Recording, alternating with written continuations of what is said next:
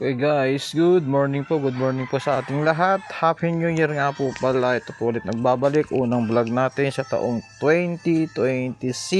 Ayan po at ayun po meron po dumating ditong isang electric fan. Hindi natin alam kung kanino nang galing. Basta dumating lamang po dito sa aming bahay. At ang sabi po ng aking kapitbahay, ito daw po ay galing sa magbabalot. Sigurado, libre na naman po ito, kabayan. Alam nyo naman po tayo, ang inyong lingkod ay masyadong mapagbigay. Libre na naman po ito. Di po, libre nga po ito guys. Siyempre alam nyo ng buhay ng mga ating mga magbaako natin. Tropa natin yan, mga nagtitinda ng balot, yan. Kung napapansin nyo guys, ito daw po ayaw daw umandar. Yun daw pagkakasabi. Tingnan naman guys ang capacitor. Paano andar guys? Ang capacitor niya nasa labas. Oh. Ewan ko saan galing po ito. Ayan. So, una po natin gagawin dito ay atin po munang titignan ang kanyang tawag dito. Gagamitan po natin ng tester. Ayan. Oh. Pero bago dyan, subukan natin isaksak muna. I-plug natin. Tayo kabit nga itong ating extension. Mga kapatid sa panunungkulan.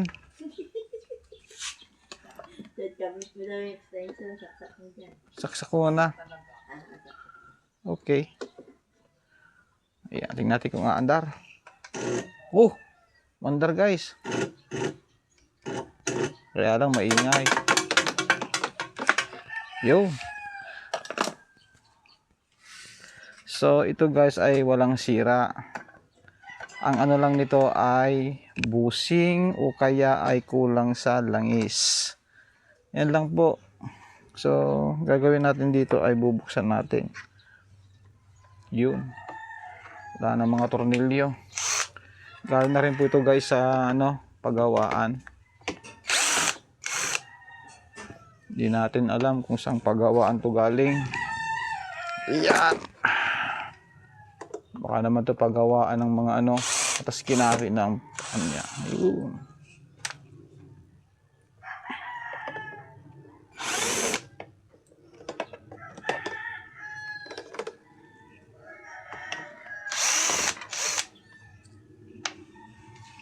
Ayun. Kita ba? Ayun, kita pala eh.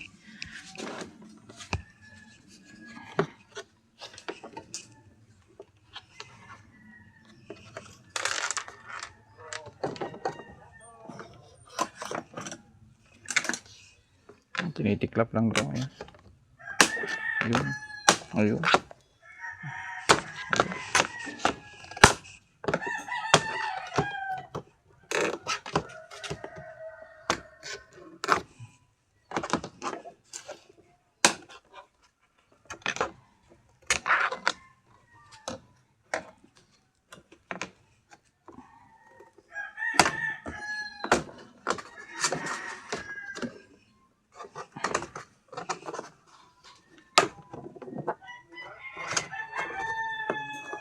Lang, meron pa yata tornilyo.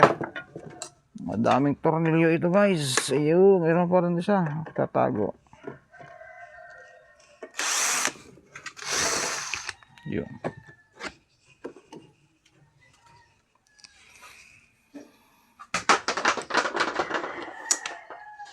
Yun lang.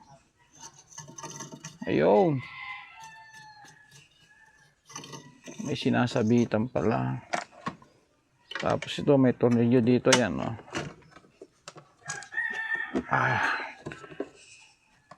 Iharap natin sa camera para kita. Yan guys. Oh. Tignan nyo naman. So, meron pa ditong tornilyo sa gitna.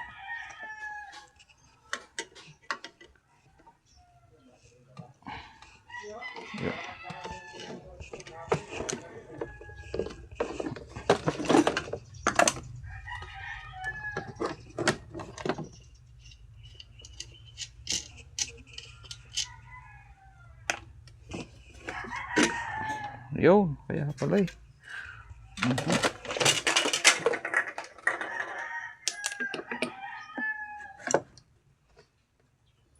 Yun, oh. Ang sira po nito ay bushing. Saka yung shafting niya, oh. Masyado ng ano, saka spacer niya. Ayan. Sira ng bushing nito. Ayan, ang lakas po ng uga. Ayan guys, ah. Kaya ganda ng tunog niyan, ganyan ano. Taas baba lang yan natin. Ayan. So magpapalit ito ng bushing at saka yung kanyang shafting. Ayan. So yan, tatanggalin natin ito ng buo. Okay guys, ito pa nga po pala ang kanyang sira, oh. Ito, yung kanyang LC. Yan. Bali, ano po siguro nasunog. Pumalag siya. Kaya yan. Yan, may biyak na. So, kailangan na rin itong palitan. Kung di ko nagkakamali, may higit 100 ng isa nito. Ano ang sira nito, no? Hindi, biyak na. Ay, Tapos ito guys, ito nga po pala ang kanyang sira. O, ayan, ayan. Kaya pumapalag kanina. Ayan, o. Ayan, o. Malaki na po yung kanyang clearance. Ayan, o. So, babaklasin natin ito. Kita ba?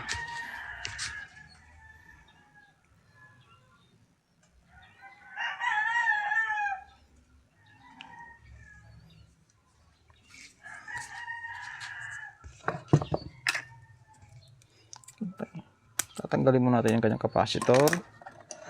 Tapos ito ang kanyang motor. Ako, matigas. So, gagamitan natin ito ng... Ako, matigas nga.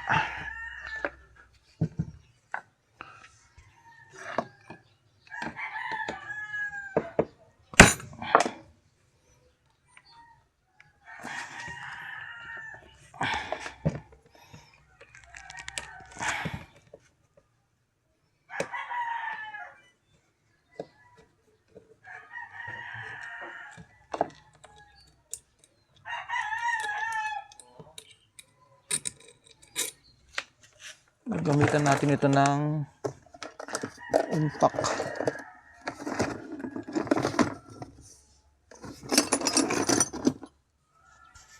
Ito guys, oh.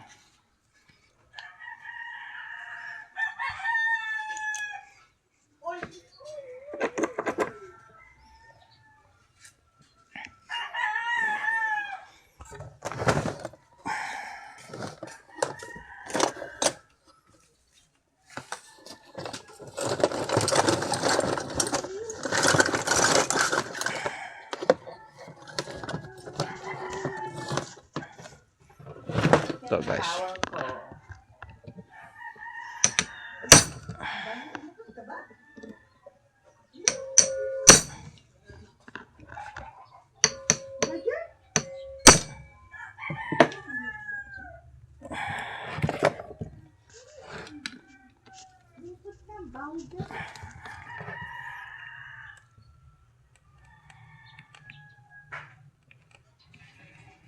Ayaw talaga.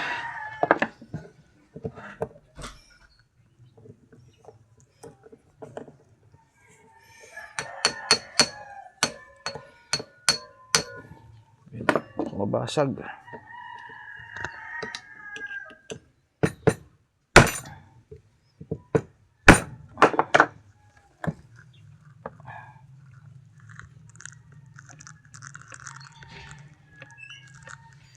Ayaw.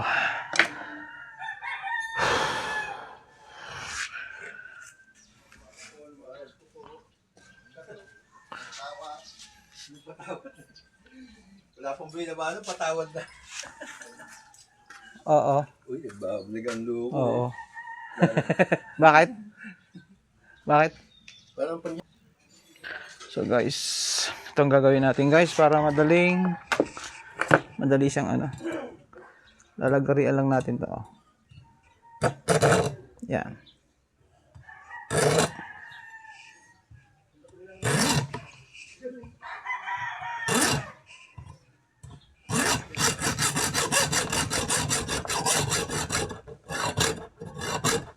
Yan po ang technique Para ano, kung sakaling ayaw matanggal, tornilyo matigas, ganyan lang po ang ginagawa.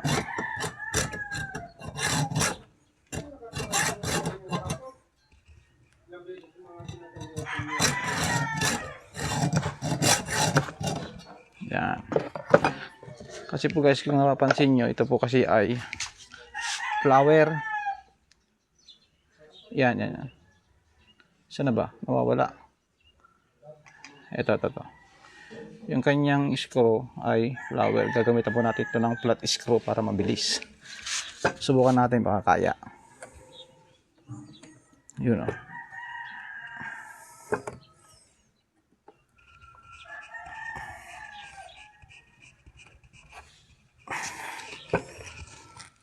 Pag ayaw pa rin ito, ay talagang hindi na kaya. Ayun. Bumigay.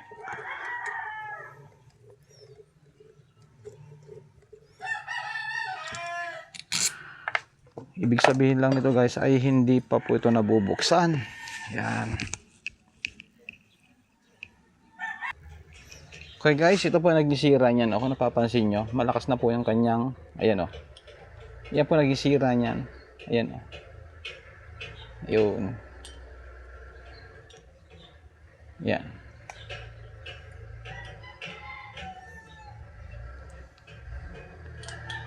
Yan.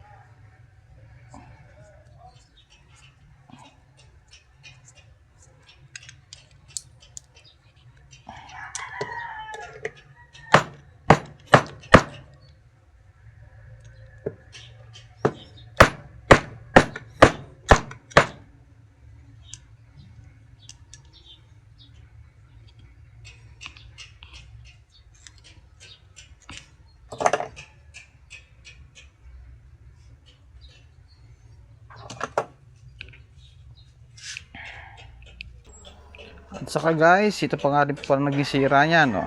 Yan. Pag ganito po ang motor niya, ibig sabihin dumaan na po sa matinding paghihirap yan. Pasunog na po yan, no? Yung itim na yan, overheat na po yan, yan, no? Delikado na po yan, yan. Yung itim na yan. Sabihin na natin umaandar pero nagiinit po yan. So dapat na rin tong palitan. So ang daming papalitan dito. So hindi natin alam kung pagagawa pa niya o hindi. So pag mga ganitong gawain po, tinatanong ko muna ang customer natin kung pagagawa pa o hindi. Kasi kung ito po ay pagagawa niya, aabot po ito ng 250. Ang ilisyon naman aabot po ito ng 600. Yan. Yan guys ha.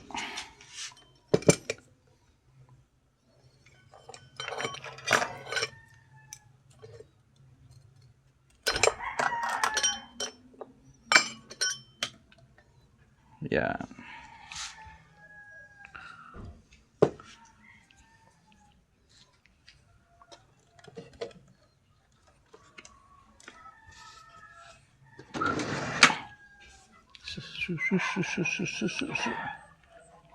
Kaya ang gagawin natin, tatanungin muna natin siya kung pwede sa kanya ito. Babaklasin natin itong motor, ipapalit natin doon. Ayan, pares lang po ang sukat niyan. Ayan. Standard. Diyan, magkakapera tayo. Kasi bebentahan natin siya ng motor. Okay na yun, di ba? Kikita po tayo. No? Salamat po ng marami.